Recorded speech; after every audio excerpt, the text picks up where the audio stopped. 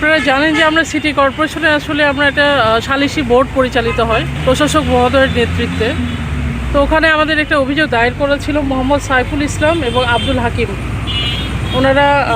ওনাদের বিরুদ্ধে একটা অভিযোগ ছিল। আমাদের এই এলাকাবাসী, আমরা যেখানে দাঁড়িয়ে আছি এখানে 10 জন সম্মানিত এলাকাবাসী ওনারা অভিযোগ করেছেন ওনাদের দুজনের বিরুদ্ধে, মোহাম্মদ সাইফুল ইসলাম এবং মোহাম্মদ আব্দুল হাকিম, যে এই জমিটি রেলওয়ের জমি এবং এটি লিজ ওনারা বলছে যে নেওয়া নেই তাদের নামে। যারা বিবাদী তারা বলছেন তাদের নামে লিজ নেওয়া আছে।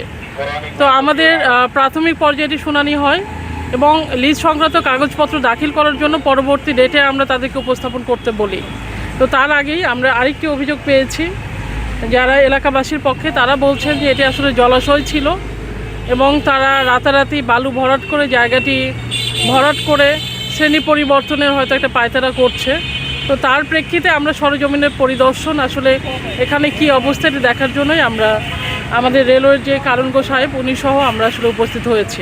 এটা আসলে জলাশয় আংশিক যে অংশটুকু আমরা দেখতে পাচ্ছি সেখানে দৃশ্যমান হচ্ছে এটি জলাশয় ছিল এবং আশেপাশের লোকজন তারাও বলছে এটি জলাশয়ই ছিল।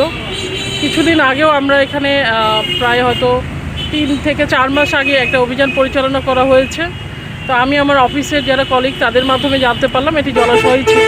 তো এটি আমরা আসলে যেহেতু লিখিত নির্দেশনা আছে এটি লঙ্ঘন এবং তার যে কাগজপত্র দাখিল করার কথা এগুলো আমাদের অফিসে দাখিল করলে আমরা পরবর্তী স্টেপটি আসলে গ্রহণ করব।